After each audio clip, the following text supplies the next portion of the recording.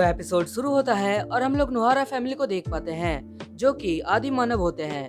और तभी सिंचैन कहता है कि उसको बहुत ही ज्यादा भूख लगी है।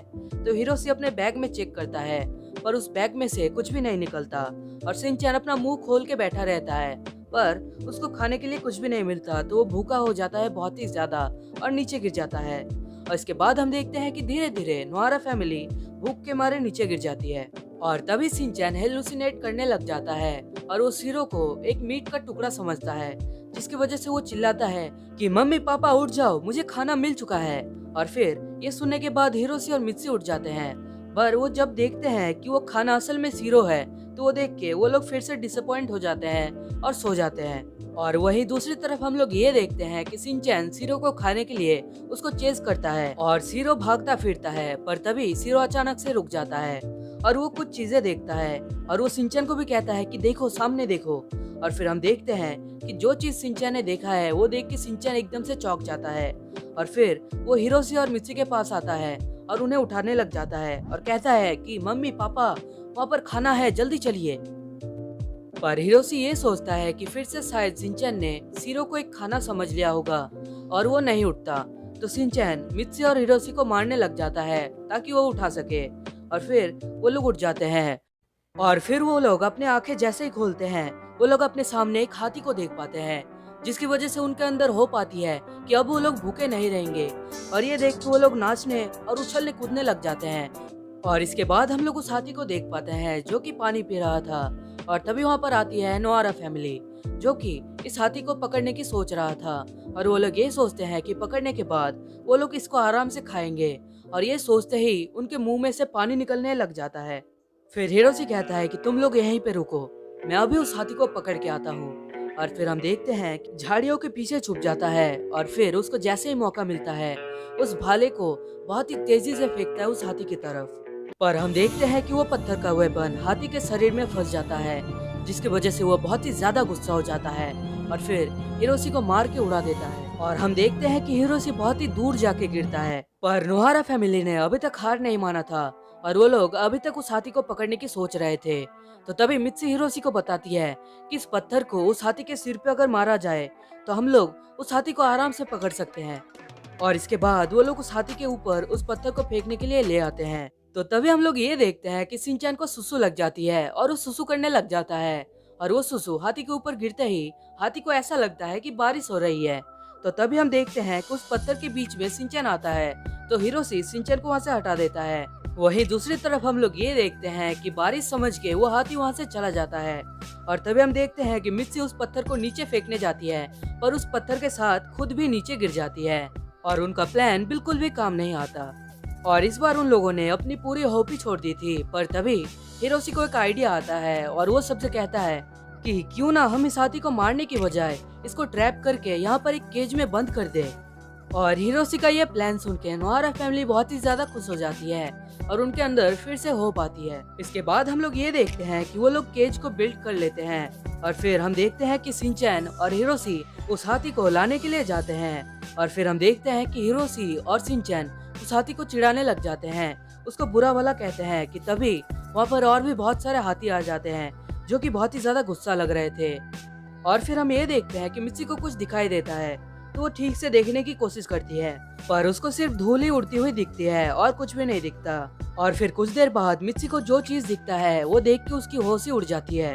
वो देखती है कि सिंचैन और हिरोशी को बहुत सारे हाथी मिलकर चेज कर रहे हैं और फिर जो केज उन्होंने हाथी के लिए बनाया था उनमें वो लोग खुद ही घुस जाते हैं बचने के लिए। और फिर हम ये देखते हैं कि वो हाथी अपने ट्रंक से करके इन लोगों पे हमला करता है पर इन लोगों की किस्मत अच्छी थी इसलिए ये लोग हर बार बच जाते हैं। पर तभी एक हाथी हैरी के मोजे को स्मेल कर लेता है, जिसकी वजह से हम लोग देखते हैं कि वो हाथी बेहोश हो जाता है। और ये देखने के बाद सिंचैन हैरी के इस मोजे को स्मेल करता है और हिमाभरी भी करने लग जाती है।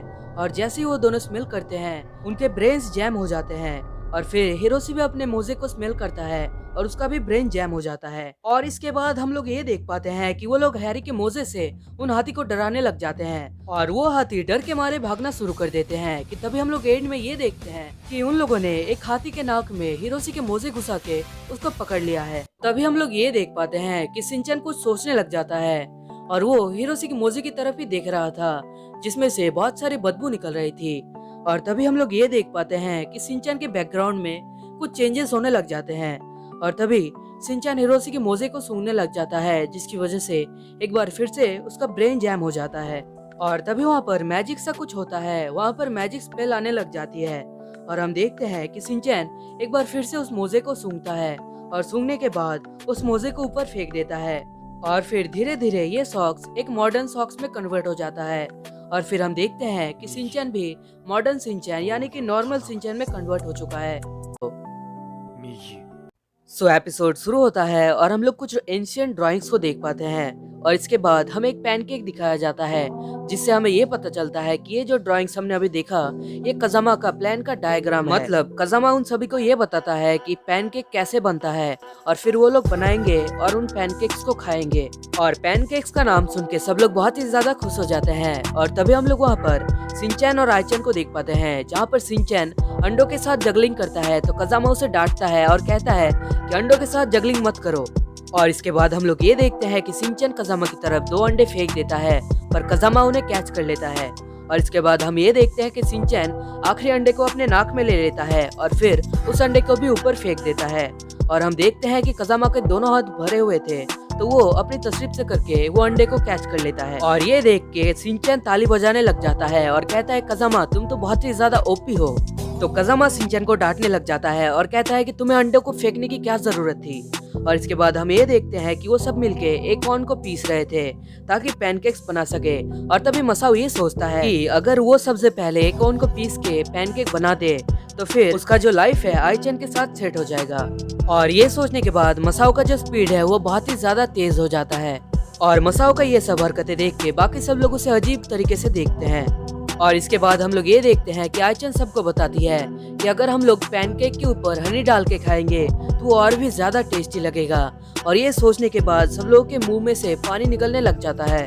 और इसके बाद सिंचैन सबसे कहता है कि तुम लोग पैनकेक्स बनाओ, मैं अभी हनी लेके आता हूँ। तो आइचन ये बात सुन के बहुत ही ज्यादा इम्प्रेस हो जाती है। तो तभी मसाओ भी कहता है कि तुम लोग बनाओ पैनकेक्स, मैं भी हनी लेके आता हूँ।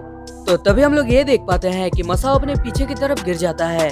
तो तभी वहाँ पर आइचन आती है और सिंचैन से कहती है कि अपनी पूरी कोशिश करना। तो तभी वहाँ पर मसाओ भी आता है और वो कहता है हाँ मैं भी अपनी पूरी कोशिश करूंगा हनी लाने की। और इसके बाद मसाओ और सिंचैन निकल पड़ते हैं हनी ढूंढने के लिए। तो तभी रास्ते में उन दोनों को फूल नजर आते हैं, जिनको देख के मसाओ ये सोचता है कि अगर वो आइचन को दे दे तो उसका लाइफ सेट है।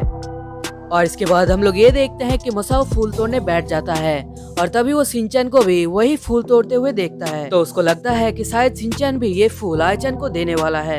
तो ये सोच के वो बहुत ही ज्यादा घबरा जाता है। और तभी वो देखता है कि सिंचैन ने बहुत सारे फूल तोड़ लिए हैं और उसने बहुत ही ज्यादा कम तोड़ा है, तो वो अपनी हार मान लेता है।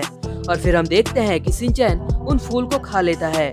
और तभी एक फूल में से एक मधुमक्खी निकल के आती है और ये मधुमक्खी देख के सिंचैन और मसाओ उसका पीछा करने लग जाता है। और कुछ देर पीछा करने के बाद उन्हें मधुमक्खी का छत्ता मिल जाता है। और फिर मसाओ ये सोचता है कि अगर वो सबसे पहले हनी लेके जाएगा तो आइचन सेट हो जाएगी। और वो दिन में ही सपना देखना शुरू कर देता है और सिंचैन वहाँ से चला जाता है। वहीं दूसरी तरफ हम लोग ये देखते हैं कि सिंचैन उस छत्ते को तोड़ने की कोशिश करता है और जैसे ही वो एक पत्थर फेंकता है वो पत्थर सीधे जाके छत्ते पे लगता है और उस छत्ते में जितने भी मधुमक्खियाँ थे वो सभी बाहर निकल के आते हैं। और हम लोग ये देख पाते हैं कि सिंचैन वो पत्थर मसाओ के हाथ में दे देता है, जिसकी वजह से वो सभी मधुमक्खियाँ मसाओ के पीछे पड़ जाती है। और इसी मौके का फायदा उठाते हुए हम लोग सिंचैन को देख पाते हैं जो कि पेड़ पे चढ़ता है उस मधुमक्खी के छत्ते को तोड़ने के लिए। तो तभी वो मधुमक्खियाँ सिंचैन की तरफ आ जाते हैं, जिसकी वजह से सिंचैन पेड़ से नीचे गिर जाता है। और वो जैसे ही पेड़ से नीचे गिरता है उसके पास जो डब्बा था वो डब्बा उसके सिर पे फंस जाता है। और तभी वो मधुमक्खियाँ फिर से सिंचैन के पीछे हाथ धो के पड़ जाता है। और इसी मौके का फायदा उठाते हुए मसाओ उस पेड़ पे चढ़ता है उस मधुमक्खी के छत्ते को तोड़ने के लिए। पर वो मधुमक्खियाँ मसाओ के पीछे भी पड़ जाते हैं, जिसकी वजह से मसाओ पेड़ से नीचे गिर जाता है। और इसके बाद वो मधुमक्खियाँ दोनों को चेज करने लग जाती है और भागते भागते सिंचैन को पेड़ में कुछ नजर आता है। तो सिंचैन वहीं पे खड़ा हो जाता है और फिर वो उस चीज को चख के देखता है तो उसे पता चलता है कि ये तो असल में हनी है। वहीं दूसरी तरफ हम लोग ये देख पाते हैं कि सब लोग पैनकेक्स बना रहे थे, पर कजामा को बहुत ही ज्यादा चिंता हो रही थी सिंचैन और मसाओ के बारे में। तो तभी आइचन कहती है कि तुम यहीं पे रुको, मैं अभी उन दोनों को देख के आती हूँ। और फिर कुछ देर बाद हम लोग ये देख पाते हैं कि मसाओ को आइचन दिखती है, तो उसे ऐसा लगता है कि आइचन वहाँ पर उसी के लिए आई है, पर ऐसा नहीं होता। हम लोग उसकी आंखों में देख पाते हैं कि वो सिर्फ शिनचैन के लिए ही वहाँ पर आई थी। पर मसाओ को अब भी ऐसा लगता है कि आई-चैन वहाँ पर उसी के लिए आई है, तो वो बहुत ही ज्यादा जोशीला हो जाता है। और इसके बाद हम लोग ये देख पाते हैं कि मसाओ अपने डब्बे में सभी मधुमक्खियों को कैद कर लेता है और फिर पेड़ में चढ़ जाता है। और इसके बाद हम लोग शिनचैन को देख पाते हैं जो कि हनी लेके वहाँ से चला जाता है। और तभी हम लोग मसाओ को देखते हैं जो कि अब भी उस मधुमक्खी के छत्ते को तोड़ता है और टहनी के साथ ही तोड़ लेता है। और फिर वो इतना ज्यादा तेज दौड़ता है कि मेहमद भी उससे डर जाता है। और फिर वो घर पहुंच जाता है और घर जाके वो जो देखता है उसे देख के वो बहुत ही ज्यादा दुखी हो जाता है। और फिर हम ये देख पाते हैं कि बैकग्राउंड में कुछ चेंजेस आ रहे थे और वहाँ पर कुछ मैजिक स्पेल भी आता है। और इसके बाद मसाओ देखता है कि आई-चैन और शिनचैन दोनों मिलके पैनकेक्स खा रहे थे और ये देख के वो रोने लग जाता है। और उसका आंसू जैसे ही नीचे गिरता है वहाँ पर फिर से कोई मैजिक स्पेल आता है और फिर हम देखते हैं कि मसाओ नॉर्मल मसाओ यानी कि मॉडर्न मसाओ में कन्वर्ट हो जाता है। और हम लोग ये भी देख पाते हैं कि शिनचैन और आई-चैन भी मॉडर्न आई-चैन और शिनचैन में बदल जाते हैं। एपिसोड शुरू होता है और हमें सभी गैलेक्सीज और यूनिवर्स को दिखाया जाता है और फिर हमें दिखाया जाता है अर्थ को और फिर एक ओशन को देख पाते हैं और उसी ओशन के किनारे खड़े हुए थे 5 बच्चे जिनका नाम था शिनचैन, बोचैन, मसाओ, नैनी और कजामा। और उन सभी का हाथ में हम लोग फिशिंग रॉड देख सकते हैं। और तभी हम लोग ये देख पाते हैं कि शिनचैन अपने फिशिंग रॉड के साथ अचानक से डांस करने लग जाता है। तो बाकी सब लोग और कजामा उससे पूछते हैं कि तुम कैसी हरकतें करने लग गए हो। और फिर इसके बाद हम लोग ये देखते हैं कि मसाओ सब लोगों से कहता है कि चलो हम लोग एक बहुत ही बड़ी मछली को पकड़ेंगे। और फिर वो लोग इसे इमेजिन करने लग जाते हैं और पकड़ के उस मछली को पका के खाने लगते हैं। और फिर जैसे उनका इमेजिनेशन टूटता है उनके मुंह में से पानी टपकने लग जाता है। और इसके बाद हम लोग ये देख पाते हैं कि शिनचैन सभी से कहता है कि चलो जल्दी से हम लोग एक बड़ी मछली को पकड़ते हैं। और फिर सब अपना अपना फिशिंग रोप पानी में फेंक देते हैं। पर बहुत देर इंतजार करने के बाद भी उनके कांटे में मछली नहीं फंसती। और तभी कजामा के पास शिनचैन आता है और उससे कहता है कि कजामा ये देखो मेरे बगल में हेयर उग गया है, जिसे देख के कजामा जोर जोर से हंसने लगता है। और तभी कजामा के कांटे में कुछ हलचल होती है तो वो अपना फिशिंग रोप उठा लेता है तो वो देखता है कि उसका चारा गायब हो चुका है। तो इसीलिए कजामा शिनचैन के ऊपर बहुत ही ज्यादा गुस्सा हो जाता है और कहता है कि देखो तुमने मुझे डिस्ट्रैक्ट कर दिया और क्या हो गया। और फिर बाकी सब भी अपने कांटे उठा लेते हैं और देखते हैं कि सभी का चारा गायब हो चुका है। और तभी वहाँ पर मसाओ आता है जो कि बहुत ही ज्यादा प्राउड फील कर रहा था। और तभी वो एक पत्थर दिखाता है सबको और कहता है कि मैं इस पत्थर से एक वेपन बना रहा हूँ। और फिर वो अपना वेपन दिखाता है और फिर इमेजिन करता है कि वो इस वेपन से एक बहुत ही बड़ी मछली को पकड़ेगा और सभी को खिलाएगा। और मसाओ ये सब सोच के बहुत ही ज्यादा हंसने लगता है और अपने आप को महान समझता है। तो तभी हम लोग ये देख पाते हैं कि शिनचैन मसाओ के मुंह में एक केकड़ा दे देता है और वो केकड़ा फिर मसाओ के हाथ को काट लेता है, जिसकी वजह से मसाओ रोने लग जाता है। और फिर इसके कुछ देर बाद हम लोग ये देख पाते हैं कि वो पांचों मिलकर थोड़ा सा वार्म अप करते हैं और फिर वो पांचों मिलकर पानी में डुबकी लगाते हैं। और फिर वो लोग पानी के अंदर आ जाते हैं और पानी के अंदर आने के बाद वो सभी मिलकर मछली ढूंढने लग जाते हैं। और तभी उन लोगों को एक मछली नजर आ जाती है जो कि बहुत ही ज्यादा बड़ी थी।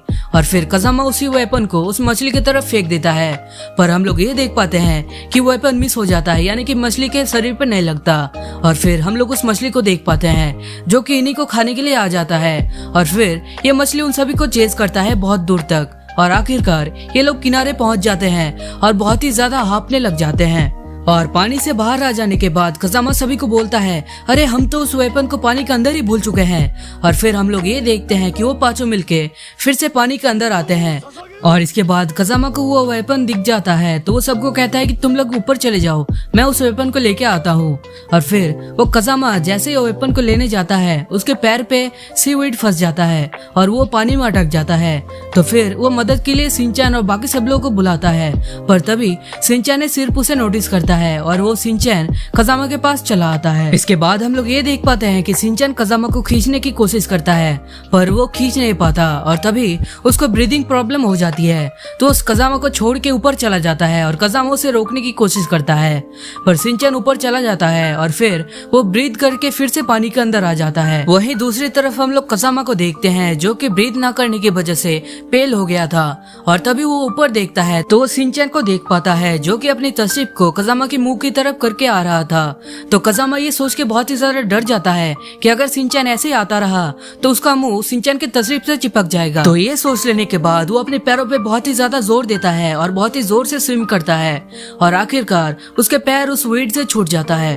और तभी हम लोग ये देख पाते हैं कि शिनचैन कजामा की जगह पे ही पाद मार देता है। अच्छा हुआ कजामा सही वक्त पे वहाँ से निकल गया। और कजामा जैसे ही पानी से बाहर आता है सब लोग उससे पूछते हैं कि तुम पानी में इतनी देर से क्या कर रहे थे। और तभी उन लोगों के सामने कुछ बबल्स आने लगते हैं और उन्हीं बबल से निकलता है शिनचैन का फार्ट यानी कि पाद। और हम लोग ये देख पाते हैं कि वो मछली शिनचैन के पाद के बदबू से मर जाती है और पानी के ऊपर आ जाती है। फिर ये लोग इस मछली को देख के बहुत ही ज्यादा खुश हो जाते हैं। और इसके बाद हम लोग ये देख पाते हैं कि बो आग लगाता है इस मछली को पकाने के लिए, और फिर बो और मसाओ मिलके इस मछली को पका लेते हैं। और मछली पक जाने के बाद ये लोग उसे खाने के लिए आते हैं, पर ये लोग जैसे मछली को टच करते हैं इन्हें बहुत ही ज्यादा गर्म लगता है, यानी कि मछली बहुत ही ज्यादा गर्म थी इसलिए ये लोग खा नहीं पा रहे थे। तो तभी शिनचैन को अपने सामने कुछ लकड़ियां नजर आती है तो वो लकड़ियों के पास जाता है। और तभी हम लोग ये देख पाते हैं कि बैकग्राउंड में कुछ चेंजेस आ रहे थे और फिर शिनचैन अपने तस्वीर से करके उन लकड़ियों को तोड़ने लग जाता है। और तभी कुछ मैजिक स्पेल आता है स्क्रीन पे और तोड़ने के बाद शिनचैन उस लकड़ियों को सभी को दे देता है। और फिर हम लोग ये देख पाते हैं कि सब लोग उन लकड़ियों को चॉपस्टिक के जैसे इस्तेमाल करते हैं, पर कजामा को बहुत ही ज्यादा हिचकिचाहट हो रही थी इनको इस्तेमाल करने में, क्योंकि उसको याद आ गया था कि शिनचैन ने इन लकड़ियों को अपनी तस्वीर से करके तोड़ा है। और ये सोच के उसको बहुत ही ज्यादा घिन आ जाती है तो वो इन लकड़ियों को ऊपर फेंक देता है। और तभी स्क्रीन पे फिर से एक मंत्र आता है जिसकी वजह से हम लोग ये देखते हैं कि ये लकड़ियां धीरे धीरे करके मॉडर्न चॉपस्टिक्स में बदल जाती है। और फिर हम लोग हिरोशी को देख पाते हैं जो कि अपनी तस्वीर से करके इन्हीं चॉपस्टिक्स को तोड़ता है। सो इस एपिसोड का नाम है वेरियस इडियट्स। तो एपिसोड शुरू होता है और हम लोग हिरोशी और नोआरा फैमिली को देख पाते हैं और वो लोग ये कह रहे थे कि वो लोग मैमथ्स को पकड़ना चाहते हैं। फिर हिरोशी एक प्लान बनाता है और सबसे कहता है कि वो सभी मिलके एक गड्ढा खोदेंगे और फिर वहाँ पर एक ट्रैप बिछाएंगे उन मैमथ्स के लिए। और फिर हिरोशी उन मैमथ्स को ललचाएगा और उस गड्ढे की तरफ ले आएगा और जैसे ही वो मैमथ्स आ जाएंगे वो सभी मैमथ्स गड्ढे पे गिर जाएंगे और उनका खाने का बंदोबस्त हो जाएगा। इसके बाद हम लोग देख पाते हैं कि वो सभी मिलके गड्ढा खोदते हैं और गड्ढा खोद लेने के बाद उस पर ट्रैप बिछा लेते हैं ताकि वो मैमथ्स इस गड्ढे को ना देख पाए और सीधे गड्ढे के अंदर घुस जाए। और फिर हम लोग देखते हैं कि हिरोशी उन मैमथ्स को चिढ़ाता है बहुत ही ज्यादा और ललचाता है उसकी तरफ आने के लिए। और तभी हम लोग देख पाते हैं कि शिनचैन को नजर आती है नैनेको दीदी, और नैनेको को देख लेने के बाद शिनचैन के मन में लड्डू फूटने लग जाते हैं और हम लोग देखते हैं कि उसके बैकग्राउंड में चेंजेस आने लगते हैं। और फिर शिनचैन नैनेको के पास भागने लगता है, पर हम देखते हैं कि शिनचैन खुद ही उस ट्रैप के नीचे गिर जाता है और फिर वो मैमथ्स हिरोशी और बाकी सब लोगों को चेज करने लग जाते हैं। और यहीं से जन्म होता है एक सिम्प इडियट का। इसके बाद हमें कुछ अलग ही सीन दिखाया जाता है जहाँ पर हम लोग देख पाते हैं कि मसाओ और बाकी सब लोग मशरूम तोड़ रहे थे, पर अब उनके पास बहुत सारे मशरूम हो चुके थे तो अब वो लोग घर जाने वाले थे। पर तभी मसाओ को एक और मशरूम दिखता है और तभी उसके बैकग्राउंड में चेंजेस आने लगते हैं और वो जैसे उस मशरूम को तोड़ने के लिए नीचे झुकता है उसके सारे मशरूम नीचे गिर जाते हैं और यहीं से जन्म होता है एक लालची इडियट का। इसके बाद हमें फिर से एक और अलग सीन दिखाया जाता है जहाँ पर हम लोग देखते हैं कि मित्सी को एक बोन नजर आता है, तो तभी उसके बैकग्राउंड में चेंजेस आने लगते हैं और फिर मित्सी अपने पैरों से करके उस बोन को लाने की कोशिश करती है, पर हम लोग देख पाते हैं कि उसका पैर अकड़ जाता है और उसको बहुत ही ज्यादा दर्द होने लगता है और यहीं से जन्म होता है एक लेजी इडियट का। तो इसके बाद हमें कजामा दिखाया जाता है जो कि आराम से रास्ते पे चल रहा था, तो तभी वो अपने आसपास देखता है कि कोई उसे देख तो नहीं रहा और देख लेने के बाद वो गाना शुरू कर देता है और उसके बैकग्राउंड में भी चेंजेस आने लगते हैं और फिर वो बहुत जोर जोर से गाता है और गाना गाने के साथ साथ वो डांस भी करता है। और तभी हम लोग देख पाते हैं कि शिनचैन और बाकी सब लोग कजामा को ये सब करते हुए देख लेते हैं और यहीं से जन्म होता है एक इडियट बाथरूम सिंगर का। और इसके बाद हम लोग देखते हैं हिमावारी को और हिमावारी के पास एक कप पड़ा हुआ था तो वो उस कप को उठा लेती है और कप को देखने के बाद कुछ सोचने लग जाती है। और तभी हम लोग देख पाते हैं कि हिमावरी के बैकग्राउंड में चेंजेस आने लग जाते हैं। इसके बाद हिमावरी उस कप को अपने मुंह में लेके अपना जो प्रेशर है उसको अपने मुंह की तरफ ही खींचने लग जाती है। और जैसे ही वो कप नीचे गिरता है हम लोग देख पाते हैं कि हिमावरी के मुंह पे उसका मार्क आ चुका है। और ये देख के शिनचैन और नैनी बहुत ही ज्यादा हंसने लग जाते हैं। और फिर वो दोनों भी इसको ट्राई करते हैं और जैसे ही वो लोग भी इसे ट्राई करते हैं उन दोनों के मुंह पे भी यही मार्क आ जाता है। और यहीं से जन्म होता है उसी विलन का जिसने पहली बार इस कप को ट्राई किया था, यानी कि कप को सक किया था। इसके बाद हम लोग देख पाते हैं कि नैनी जब मसाओ और कजामा के साथ जा रही थी तो कजामा और मसाओ नैनी की तरफ अजीब तरीके से देख रहे थे। और फिर नैनी जब अपना मुंह देखती है पानी में तब उसे नजर आता है कि वो मार्क अभी तक उसके मुंह पे ही है, नहीं गया अभी तक उसके मुंह से। और यहीं से जन्म होता है उन्हीं इडियट्स का जो पहले तो मजे ले लेते हैं पर बाद में पछताते हैं। इसके बाद हम लोग सीरो को देख पाते हैं जो कि आराम से सो रहा था। तो तभी वो अपनी पूंछ को देखता है और तभी उसके बैकग्राउंड में भी चेंजेस आने लग जाते हैं। और फिर सीरो अपने ही पूंछ को पकड़ने की कोशिश करता है पर नहीं पकड़ पाता। और यहीं से जन्म होता है शीरो के जैसे इडियट्स का। इसके बाद हम लोग हिरोशी को देख पाते हैं जो कि लेटा हुआ था। और तभी मित्सी उसे बुलाती है पर हिरोशी अपने मुंह से कुछ भी आवाज नहीं देता, वो बस लेटा रहता है और अपना पीठ खुजाता रहता है। और तभी हम लोग देख पाते हैं कि उसके बैकग्राउंड में भी चेंजेस आने लग जाते हैं। और फिर इसके बाद वो मित्सी के बुलाने का जवाब मुंह से ना देके फाट करके देता है। और यहीं से जन्म होता है इन्हीं जैसे लोगों का, मतलब इन्हीं जैसे इडियट्स का जो बुलाने का जवाब मुंह से ना देके पाद मार के देते हैं। और फिर से एक बार हिरोशी फाट करता है और हमें पूरे यूनिवर्स दिखाया जाता है। और फिर हम हिमावरी को देख पाते हैं जो कि पानी पीने जा रही थी पर नीचे गिर जाती है और पानी उसके मुंह पे ही गिर जाता है। इसके बाद हमें हिरोशी दिखाया जाता है जो कि कुछ मशरूम तोड़ने जाता है पर जैसे वो मशरूम तोड़ता है उसके पीछे की तरफ पैंट फट जाता है। इसके बाद हम शिनचैन को देखते हैं जो कि अपने वाटर बैग को गोल गोल घुमाता है।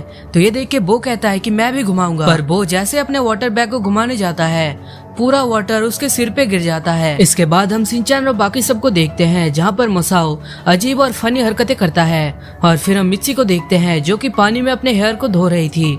तो तभी वहाँ पर शिनचैन आ जाता है और मित्सी के हेयर को बिगाड़ देता है। तो इससे मित्सी बहुत ही ज्यादा गुस्सा हो जाती है। इसके बाद हम फिर से शिनचैन को देखते हैं जो कि अपने नाक से कुछ लॉन्च करता है और वो जो भी चीज था वो सीधे जाके कजामा के मुंह पे गिरता है जिसकी वजह से कजामा को बहुत ही ज्यादा अजीब लगता है। और फिर हम नोहारा फैमिली को देखते हैं जो कि इडियट और पागलों जैसी हरकतें करती है। और फिर वहाँ पर एक मैजिकल स्पेल आता है और एक बार फिर से हम लोग नोहारा फैमिली को देख पाते हैं जो कि पागलों जैसे और इडियट जैसे हरकतें करती है। और फिर हम शिनचैन और बाकी सबको भी देख पाते हैं और वो लोग भी सेम ही हरकतें करते हैं और बैकग्राउंड में वही मैजिकल स्पेल बजता है। और यहीं पे ये एपिसोड एंड हो जाता है। तो अगर वीडियो पसंद आया है तो वीडियो को लाइक कर देना और चैनल पे नए आए हो तो चैनल को सब्सक्राइब करके बेल आइकन को ऑल पे सेट कर देना और साथ ही साथ इस वीडियो को शेयर कर देना शिनचैन के फैंस के साथ। तब तक के लिए मिलते हैं नेक्स्ट वीडियो में। Bye bye.